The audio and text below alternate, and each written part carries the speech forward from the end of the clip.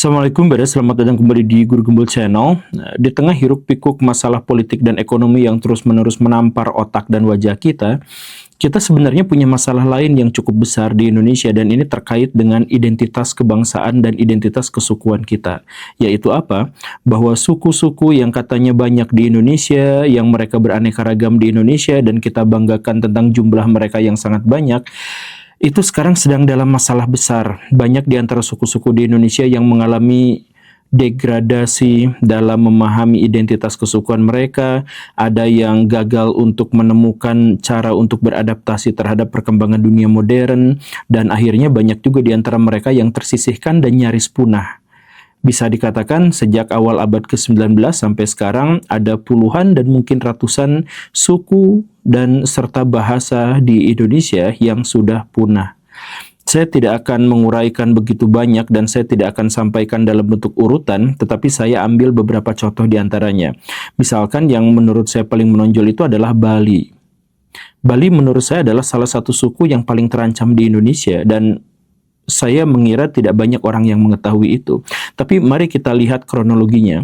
Sejak tahun 1906, Bali itu dipopulerkan dan dipromosikan oleh orang Belanda sebagai suku yang ramah terhadap para turis dan pelancong, dan tanahnya, wilayahnya itu subur, eksotik, dan sangat indah. Upaya Belanda itu sebenarnya adalah upaya cuci tangan, karena 2 tahun sebelumnya mereka melakukan pembantaian puputan yang sangat-sangat brutal terhadap warga Bali, dan ini membuat orang Belanda itu dicap busuk dan buruk oleh negara-negara Eropa lainnya, bahwa penjajahan adalah hal yang normal di Eropa, tetapi pembantaian yang dilakukan oleh Belanda terhadap masyarakat Bali dalam peristiwa puputan itu tetap benar-benar sangat mengerikan. Yang Belanda membutuhkan sebuah cara bagaimana agar mereka itu namanya, wajahnya, dan tangannya itu menjadi lebih bersih. Maka itu mereka mulai mempopulerkan adat dan alam Bali kepada masyarakat dunia internasional. Dan itu berhasil. Bali menjadi pusat bagi pariwisata, khususnya di Indonesia. Tetapi 100 tahun berlalu, Bali sekarang punya masalah yang sangat signifikan terhadap turis-turis yang ada itu. Salah satu hal yang paling utama adalah karena Bali dibesarkan oleh turis, dan sejak awal, sejak Indonesia belum merdeka, dia sudah diperkenalkan dengan dunia luar, maka Bali beradaptasi dengan turis-turis itu, dan kehidupan serta kegiatan ekonomi mereka juga banyak sekali berkaitan dengan para turis yang ada, sehingga ekonomi Bali itu sekarang menjadi sangat rentan. Coba kayak kemarin ada COVID misalkan, di mana orang-orang tidak diperkenankan untuk berkeliaran terlalu lama gitu. Itu habis itu ekonomi Bali itu, misalkan yang seperti itu ya. Dan yang lebih buruk daripada itu adalah bahwa tradisi Bali, budaya Bali yang kebanyakan sebenarnya bernuansa spiritual dan magis, sekarang justru malah menjadi komoditas materialis. Dan lebih buruknya lagi, banyak turis-turis yang datang ke Bali justru menggunakan Bali sebagai tempat yang bebas, yang mereka boleh melakukan apapun, dan bahwa mereka mengatakan bahwa di Bali itu semuanya serba boleh dan sebagainya. Dan akhirnya beach club, kemudian diskotik, klub malam dan sebagainya didirikan di sana. Menyebabkan apa? Turis bukan hanya overstay, bukan hanya overpopulasi, tetapi turis-turis di sana juga ngambilin tanah orang Bali, kemudian membangun bangunan-bangunan di tempat yang tidak semestinya, kemudian mereka juga punya mafia khusus untuk bisa mengelola bisnis mereka di Bali dan sebagainya. Bisa dibilang sekarang orang Bali itu mengalami dilema yang besar dari turis-turis itu. Dan ini yang sekali lagi saya katakan sebelumnya, ini sebenarnya terkait dengan tradisi-tradisi masyarakat Bali yang semestinya awalnya harus disakralkan dan kemudian dipertahankan. Sekarang mereka memang dipertahankan, tetapi justru demi bisnis dan hedonisme. Apakah ini menjadi masalah utama? Ya, tetapi masalahnya bukan hanya sekedar itu. Bali juga karena sejak awal sudah dianggap sebagai isolasi buat masyarakat Hindu, ini menjadi bumerang kedua buat mereka. Jadi saya mohon maaf ya, tapi kalau Baraya ngecek sekarang situasi keberagamaan orang Hindu Bali, itu mereka itu sering merasa terancam dan kejepit. karena Islamisasi di sana bergerak, Kristenisasi di sana bergerak, bahkan orang-orang India berdatangan ke orang-orang Bali, kemudian menyampaikan bahwa Hindu Bali itu Hindu yang sesat, Hindu yang bid'ah, tidak sesuai dengan Hindu yang asli. Maka mulai diperkenalkan Hindu yang asli versi India ke dalam masyarakat Bali. Yang menyebabkan apa? Masyarakat Bali sendiri sekarang kebingungan terkait dengan masalah-masalah keagamaan, sistem teologi dan sebagainya, itu bingung. Nah, ini luput dari perhatian kita dan jarang sekali kita menemukan ada orang yang membahas ini, iya kan? Nah, tapi ngomong-ngomong soal Bali dan soal krisis spiritualisme mereka dan kehilangan dan tergerusnya identitas keagamaan mereka, gak seberapa dibanding masalah yang menimpa teman-teman kita suku Dayak. Suku Dayak itu Baraya, bisa dibilang suku Dayak adalah salah satu suku yang paling besar cakupan wilayahnya dibandingkan dengan suku-suku yang lain yang ada di Nusantara. Betapapun mereka terdiri dari sub-suku yang banyak gitu. Tapi mereka seharusnya menguasai wilayah yang sangat luas. Tapi apa yang terjadi, identitas spiritual mereka justru sejak awal tidak diakui. Agama mereka itu apa? Kaharingan.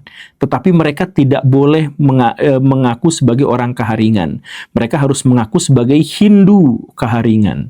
Jadi agama mereka yang sebenarnya berasal dari kebijakan-kebijakan leluhur mereka dan beradaptasi dengan perkembangan yang disesuaikan dengan tantangan alam dan tantangan sosial di Kalimantan dan sebagainya, yang akhirnya memunculkan sebuah tradisi keagamaan yang namanya Kaharingan, itu tidak diakui. Harus ngakunya Hindu. Syukur-syukur Hindu Kaharingan gitu. Kenapa begitu? Karena di Indonesia itu pemerintahnya tuh rada apa ya? Bisa dibilang hipokrit atau semacam itu, di mana suku-suku di Indonesia, kemudian bangsa-bangsa di Indonesia itu kalau mereka memiliki kepercayaan tersendiri itu dilarang atau dianggapnya sebagai penyembah berhala. Jadi masyarakat di Indonesia harus dan wajib untuk beragama internasional. Islam, Kristen, Hindu, Buddha, ya semacamnya, pokoknya agama internasional. Nah, kalau mereka beragama internasional, mereka diakui sebagai masyarakat beragama. Tetapi kalau mereka misalkan beragama dengan kepercayaan dan tradisi leluhur mereka, itu tidak disebut sebagai agama. Hal yang lebih sederhana yang bisa kita lihat dalam fenomena akhir-akhir ini, suku Ba'alawi misalkan yang dari Yaman itu. Di Indonesia mereka tuh boleh untuk melakukan kemusyrikan gitu ya. Jadi kuburan-kuburan leluhur mereka jadi tempat berdoa, jadi tempat ibadah dan sebagainya itu boleh. Tapi coba orang Jawa ngumbah keris doang dianggap musyrik.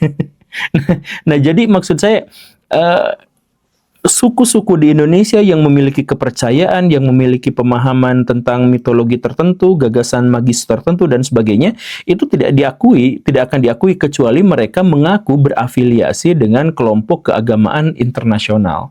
Begitu. Jadi akhirnya bentrok lah kan keagamaan-keagamaan di Indonesia itu. Jadi suku Dayak yang punya Kaharingan saja tidak diakui, walaupun pada akhirnya juga sekarang mulai gara-gara perjuangan Gus Dur gitu ya. Tapi sampai sekarang Kaharingan masih harus mengaku sebagai Hindu. Begitu. Gini, saya ceritakan begini Baraya. Kalau ada di antara suku-suku di Indonesia itu yang pindah agama atau misalkan yang beralih kepercayaan, itu sebenarnya gak jadi masalah kalau itu adalah bagian dari dinamika masyarakat. Yang keselnya di Indonesia adalah bahwa perpindahan itu tuh diwajibkan, diharuskan, dan secara sistematis didukung oleh pemerintah. Jadi orang ini agamanya apa? Oh, agama leluhur mereka. Gak boleh agama leluhur, jadi harus ngikutin pada agama internasional dan hal-hal yang semacam itu. Jadi dan ditambah lagi orang-orang Dayak itu punya masalah yang lebih besar lagi, yaitu tanah mereka yang kita sebut sebagai salah satu tanah paling luas yang dimiliki oleh satu suku secara khusus, itu sekarang digusur.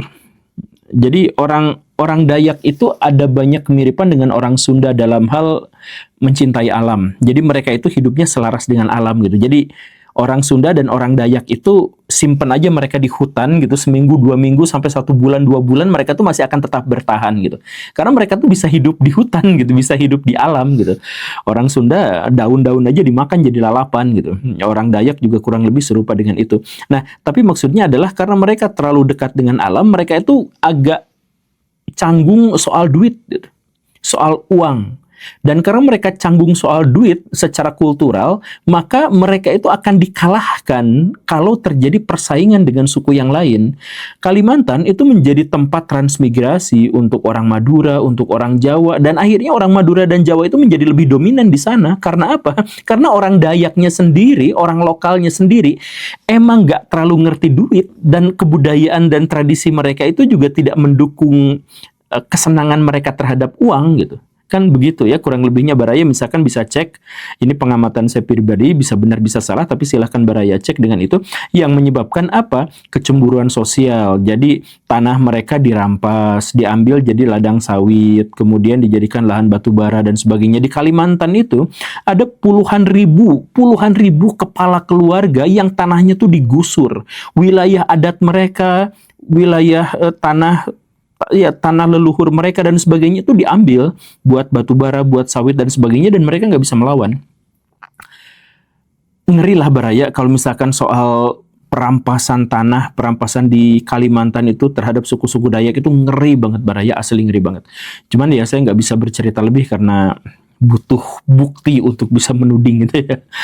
Tapi intinya orang Kalimantan, orang Dayak pada akhirnya sekarang soal spiritual mereka diremehkan, dan kemudian bahkan mereka juga seakan dibuat mati. Kemudian secara material tanah mereka juga diambil. Itu masalah, itu soal kesukuan di Indonesia, identitasnya diambil, harta kekayaannya juga diambil. Dan gak usah jauh-jauh lah kalau misalkan kita berbicara tentang tanah yang diambil gitu. Kita lihat Jakarta. Secara tradisional Jakarta dianggap milik orang Betawi. Betawi itu adalah suku, salah satu suku yang paling muda di Indonesia, dan salah satu yang berpotensi paling cepat mati juga, paling cepat hilang juga. Karena apa? Ya karena diambil tanahnya. Jadi ya seperti yang saya bilang tadi, Jakarta itu secara tradisional dianggap sebagai kampung halamannya orang Betawi. Tetapi sekarang silakan Baraya datang ke Jakarta. Kemudian secara random tanya orang-orang di sana, kamu dari suku apa? Kamu dari suku apa? Kamu dari suku apa? Susah sekali untuk menemukan orang Betawi di Jakarta. Karena mereka sudah terusir ke pinggiran-pinggiran, bahkan gak usah bertanya random ke orang Jakarta lah. Kita cari yang lebih sederhana lagi lah. Gubernur Jakarta mana yang orang Betawi?